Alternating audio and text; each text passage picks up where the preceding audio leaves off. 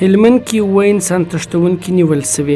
چارواکي وایي د هلمند ولایت په موسی کلا ولسوالۍ کې اووه تنه انسان تښتونکي هغه مال نیولي چې له سیمې د نعمت الله په نوم یو کس تښتولی و او له کورنۍ څخه یې د خوشي کولو په بدل کې د پیسو غوښتنه کول.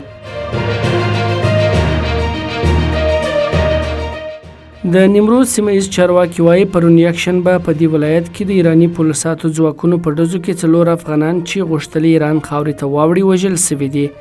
د نیمروز د عامې روغتیا رئیس عبدالرحمن عبدالله د دې پیښې په تایید سره وایي په دې پیښه کې یو کس ټپي شوی دی.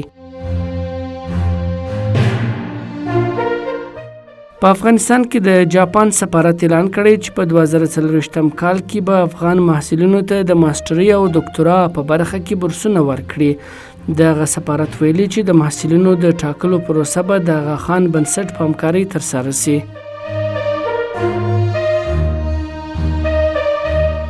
په جوزجان ولایت کې یو ځوان له لومړنیو امکاناتو په ګټې اخیستنې موټر جوړ کړی دی. نوموړی وایي که ملاتړ یې وسي کولی سي نور پرمختللي وسایل هم جوړ کړي. نوموړی وایي د یاد موټر د جوړولو کې 80,000 افغانۍ لګښت راغلی او تر 1 ټن د زیات وزن وړلو توان لري.